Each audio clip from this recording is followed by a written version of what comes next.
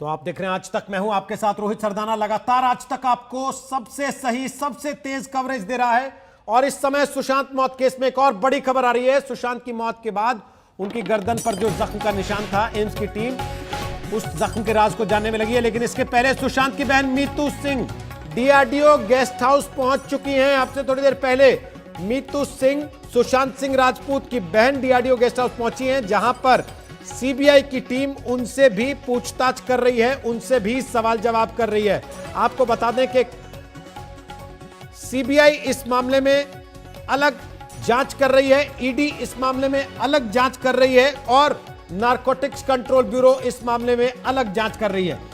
3 केंद्रीय जांच एजेंसियां, बड़ी जांच एजेंसियां देश की इस मामले के अलग अलग पहलुओं को खंगाल रही हैं। हमारे साथ चित्रा त्रिपाठी इस वक्त मौजूद है मुंबई से, हमारे साथ मुनीश पांडे मौजूद हैं, हमारे साथ मौजूद हैं अरविंद ओझा और मौसमी सिंह भी। सबसे बात करेंगे। उसके पहले आपको बता दें कि एम्स की टीम, वो जो पोस्टमार्टम हुआ और सुशांत की गर्दन पर जो जख्म के निशान पाए गए, जिनको लेकर लगातार सवाल उठते रहे, उसके राज खंगालने में एम्स की टीम जुट गई है। सुशांत की ऑटोप्सी करने वाले डॉक्टर से एम्स की टीम ने सवाल पूछे हैं। फिलहाल एम्स की टीम मुंबई में है और जांच को आगे बढ़ा रही है। सुशांत की एक तस्वीर वायरल थी, आपको याद होगा, जिसके बाद लगातार इस बात को लेकर सवाल उठे थे। अंजना कश्यप मेरी सहयोगी इस समय आ गई हैं इसी पर और जानकारी लेकर। अंजना, बताइए। इस पूरे मामले से ये साफ है अब कम से कम रोहित कि एम्स की जो टीम है वो तमाम पोस्टमार्टम रिपोर्ट की फाइंडिंग से संतुष्ट नहीं है। Point number 1। Point number 2, 3 doctors की ये जो टीम गई है दिल्ली के फोरेंसिक्स डिपार्टमेंट से, जिसको हेड करते हैं डॉक्टर सुधीर गुप्ता, उसमें डॉक्टर टी मिलो है, डॉक्टर आदर्श कुमार है, डॉक्टर अभिषेक यादव है। ये तीनों एक क्वेश्चनेयर लेकर गए हैं।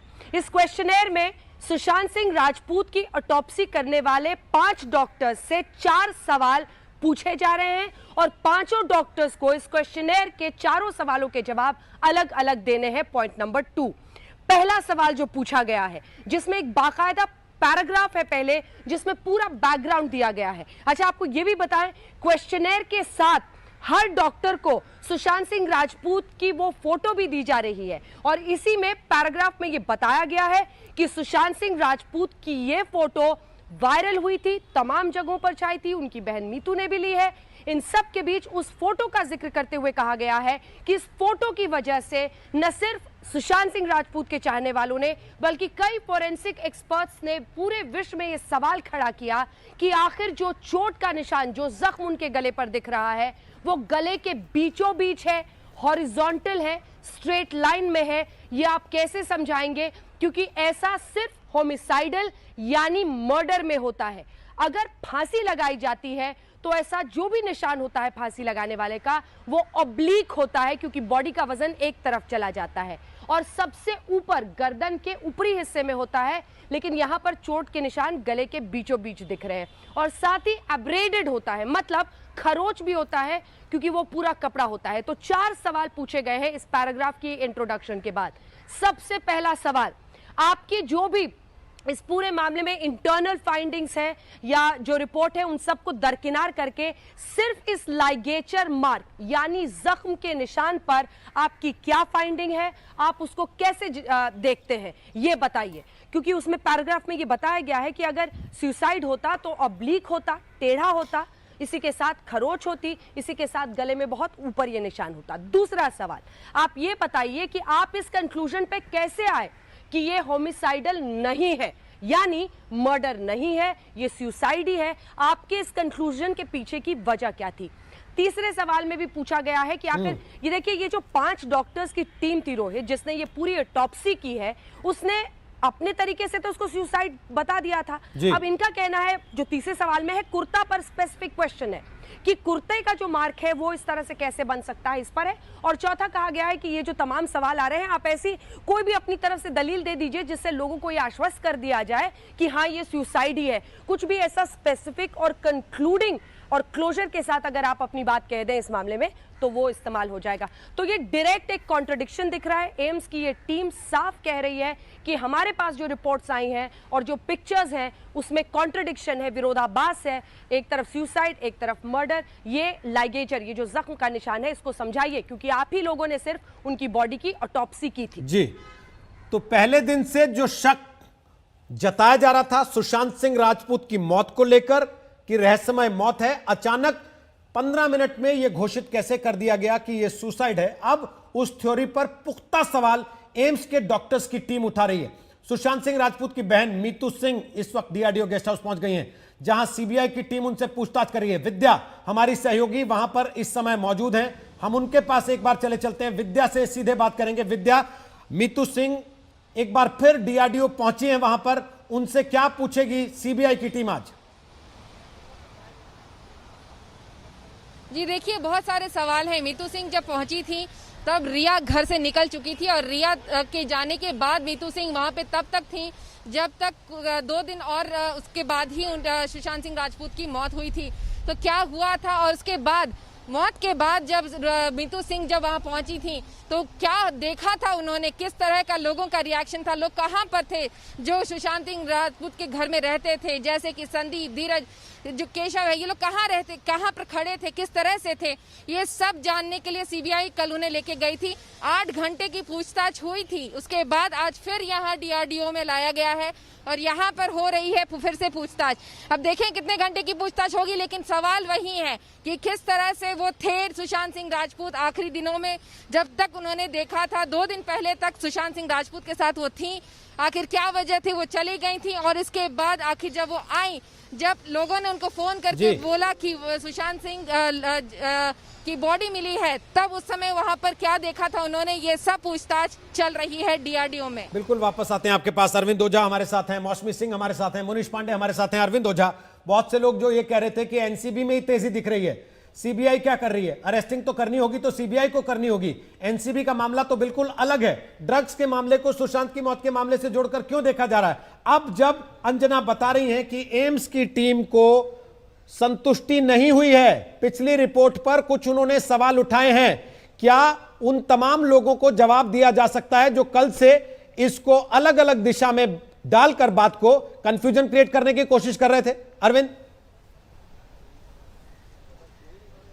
देखिए, आप इसको सबसे पहले बताऊं रोहित, देखिए ये जो केस है ये सुशांत की मौत का केस है और जाहिर सी बात है अगर आप क्राइम के लिहाज से बात करें तो अगर किसी शख्स की मौत होती है तो शिकायत जो उसका परिवार देता है। अब परिवार ने शिकायत दी है, सुशांत के पिता ने शिकायत की है और उसमें बकायदा इन बातों का जिक्र किया गया है कि दवाएं देती थी। शुरुआत में अगर आपको याद होगा जो बिहार में एफआईआर दर्ज कराई थी जिसको सीबीआई ने टेक ओवर किया है, तो ये बिल्कुल जांच होगी, ड्रग्स एंगल पर जांच होगी, क्योंकि ये तमाम सवाल परिवार ने उठाए हैं तो इस चीज को वेरीफाई तो किया ही जाएगा। लेकिन जिस तरीके से नारकोटिक्स कंट्रोल ब्यूरो एक के बाद एक खुलासे कर रहा है रोहित, जो मुंबई पुलिस की जांच में नहीं आया था, स्कॉटलैंड यार्ड से जिसकी तुलना कर रहे हैं महाराष्ट्र के गृह मंत्री, उनकी जांच में नहीं आया था, लेकिन अब धड़ाधड़ पहले ईडी ने जब रिया चक्रवर्ती का 2 मोबाइल फोन क्लोन किया तो चैट्स आए जिसमें गौरव आर्या जैसे किरदार सामने आए, लेकिन जब नारकोटिक्स कंट्रोल ब्यूरो ने अपनी तफ्तीश आगे बढ़ाई तो ऐसे कई किरदार एक के बाद एक आए, जिसके बाद जांच आगे बढ़ी, रिवर्स इन्वेस्टिगेशन हुआ। जिनकी चैट्स सामने आई थी उनको सम्मन देकर नहीं बुलाया गया, क्योंकि सम्मन देकर बुलाया जाता तो साफ इनकार किया जाता, मेडिकल जांच होती तो उसमें कुछ आता नहीं। तो ऐसे में रिवर्स इन्वेस्टिगेशन किया गया, 2 ड्रग पैगलर पकड़े गए जो इस सर्किल में ड्रग सप्लाई करते थे। 67 एनडीपीएस एक्ट में उनका बयान दर्ज किया गया, जो कोर्ट में एडमिसेबल होता है। जरा हम संजय को कहेंगे एक बार तस्वीर आपको जरूर दिखाएं।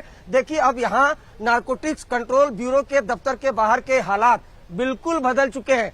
बैरिकेडिंग कर दी गई है, भारी फोर्स मुंबई पुलिस की यहाँ पर तैनात कर दी गई है, महिला पुलिसकर्मी भी यहाँ पर तैनात कर दी गई है, सुरक्षा के चाक चौबंद इंतजाम यहाँ पर कर दिए गए हैं, क्योंकि अब ये मामला काफी हाई प्रोफाइल हो चुका है। चूंकि रिया चक्रवर्ती भी यहाँ पर आई हैं, उनको भी दूसरों से बचाना है, क्योंकि सिक्योरिटी थ्रेट का उन्होंने दावा किया था सीबीआई को। बाकायदा जब सीबीआई की टीम पूछताछ कर रही थी तो उन्होंने कहा था, उसके बाद सांता क्रूज पुलिस स्टेशन में भी गई थी, वहां भी गया था। ऐसे में उनको पूरी सुरक्षा दी जा रही है, जो बिल्कुल दी भी जानी चाहिए। और इन सब के बीच जो आप अभी तस्वीर देख पा रहे हैं, ये जो टॉप फ्लोर की तस्वीर है, यहीं पर रिया से पूछताछ हो रही है। जो समीर वानखेड़े हैं, एनसीबी के मुंबई यूनिट के हेड हैं, वो पूछताछ कर रहे हैं।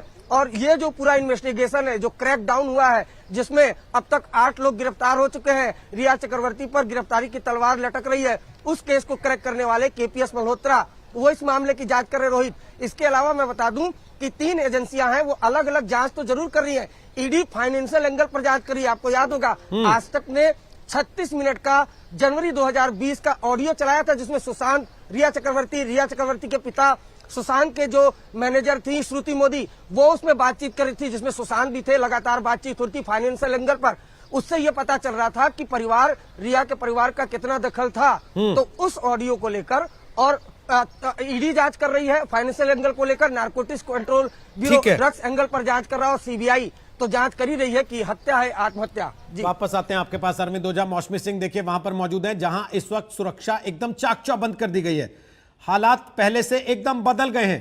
2.5-3 घंटे पहले जो स्थितियां थी, उससे अब तस्वीर में फर्क आ गया। मौसमी सिंह, दिखाइए जरा तस्वीर वहां की और बताइए कि चल क्या रहा है अभी। जी बिल्कुल, देखिए रोहित, यहाँ पे कड़ी सुरक्षा के बंदोबस्त किए गए हैं। पुलिसकर्मी लगातार बैरिकेड लगाए हुए खड़े हुए हैं, और या यूं कह लीजिए कि भीतर कोई भी दरवाजे के इर्द गिर्द मीडिया कर्मी तो दूर, कोई भी आम आदमी इधर क्रॉस नहीं कर सकता। पूरी रोड को, परविंदर आप टॉप एंगल से दिखाएं कि किस तरह से पूरी रोड को ब्लॉक कर दिया गया है।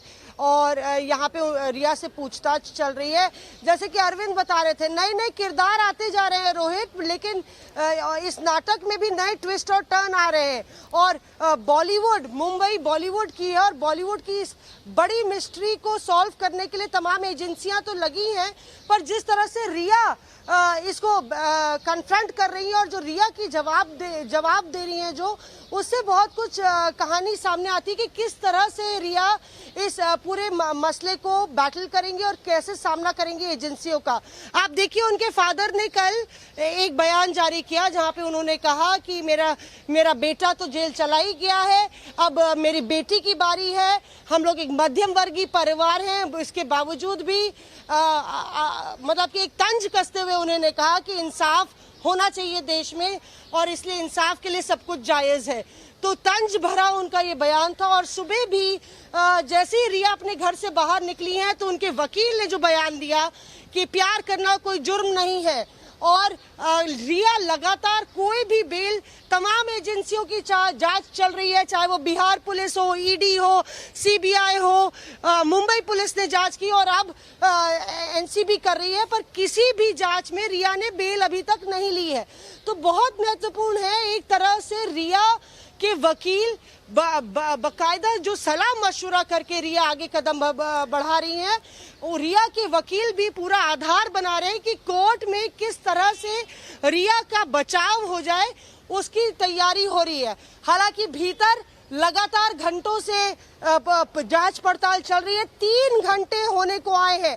12 बजे ठीक रिया ने एंट्री मारी थी रोहित, और बताया जा रहा है कि उनकी हिस्ट्री और ज्योग्राफी पूरी पूछी जा रही है, क्योंकि एनसीबी एक बहुत ही उच्च स्तरीय जांच टीम है, एजेंसी है, और वो कोई कोर कसर नहीं छोड़ेगी अपने सबूतों को, साक्ष्यों को, और अपने जो भी एंगल्स है उसकी पड़ताल करने के लिए। तो सारी हिस्ट्री ज्योग्राफी रिया से पूछी जा रही है, चाहे वो दवाई क्या लेती थी, कैसे समय बिताती थी, सुशांत से उनका क्या रिश्ता था, किस तरह से उसको दवाई देती थी, ये सारी चीजें उससे पूछी जाएंगी। ठीक, वापस आते हैं मौसमी आपके पास। विद्या हमारे साथ डीआरडीओ गेस्ट हाउस से मौजूद है। मुनीश पांडे भी, जहां एनसीबी पूछताछ कर रही है, वहां से लगातार अपडेट कर रहे हैं। और मुनीश पांडे, जो खबर आई वो ये कि मुंबई में कई जगहों पर एनसीबी आज छापेमारी कर रही है। जो शौविक से पूछताछ हुई, उसके आधार पर यह छापेमारी हो रही है। कहां कहां, किस किस जगह पर छापे पड़े हैं और क्या क्या खबरें आपके पास आ रही है? मुनीश पांडे, बोलिए। जी देखिए, ट्रिपल एक्शन हो रहा है। एनसीबी की तरफ से 2 खबरें आ रही है। एक तो रिया चक्रवर्ती से पूछताछ चल रही है, दूसरी तरफ ये खबरें आ रही हैं कि इसी मामले से जुड़े हुए कुछ ड्रग पेडलर्स हैं जिन पे सेंटा क्रूज और बैंड्रा में छापेमारी चल रही है। तो वहीं दूसरी तरफ सीबीआई ने भी आज अपनी जांच को तेज कर दिया है। दूसरी बार ऐसा है कि मीतू सिंह से पूछताछ हो रही है। और जो एम्स के डॉक्टर्स की आप थोड़ी देर पहले बात कर रहे थे, ये इसलिए अहम हो जाता है क्योंकि इन डॉक्टरों से कूपर अस्पताल के डॉक्टरों से पूछताछ करने के पहले एम्स के डॉक्टर खुद उस फ्लैट में गए थे जहां पे सुशांत का मृत शव मिला था, और वहां पर मीतू सिंह के साथ में उन्होंने जानने की कोशिश की कि जब वो वहां पर पहुंची थी तो आखिरकार उनका शव किस अवस्था में था। क्योंकि इसमें सबसे अहम है सिद्धार्थ पिठानी का बयान, और सिद्धार्थ पिठानी के बयान में और मीतू सिंह के बयान में बहुत ज्यादा विरोधाभास है। सिद्धार्थ पिठानी ने कहा था कि उन्होंने मीतू सिंह के कहने पर वापस जो आते हैं। कुर्ता था उसको काटा हुआ था चाकू से, और उसके बाद उन्होंने बॉडी वापस को आते लेकर हैं। आया मनीष था। पांडे बता रहे हैं मुंबई में देखिए कितनी जगहों पर छापेमारी चल रही है। शौविक से पूछताछ के बाद डीआरडीओ गेस्ट हाउस पर विद्या मौजूद है जहां मीतू सिंह पहुंच चुकी हैं, सुशांत की बहन, उनसे पूछताछ। दूसरी तरफ एनसीबी दफ्तर में पिछले 3 घंटे से लगभग पूछताछ चल रही है, 2.5 से पौने 3 घंटे हो चुके हैं। रिया चक्रवर्ती से पूछताछ हो रही है। क्या आज रिया की गिरफ्तारी हो जाएगी? लगातार आज तक आप तक पहुंचा रहा है पल पल की खबर, सबसे सटीक, न पक्ष न विपक्ष, केवल निष्पक्ष, हर तथ्य आपके सामने रख रहे हैं। एक छोटे से ब्रेक के बाद लौटेंगे। आप देख रहे हैं आज तक। नमस्कार, मैं हूं अंजना ओम कश्यप। हमें उम्मीद है ये वीडियो आपको पसंद आया होगा। लेटेस्ट खबरों के लिए यूं ही देखते रहिए आज तक, और इस वीडियो के पसंद आने पर लाइक, शेयर एंड सब्सक्राइब करना ना भूलें।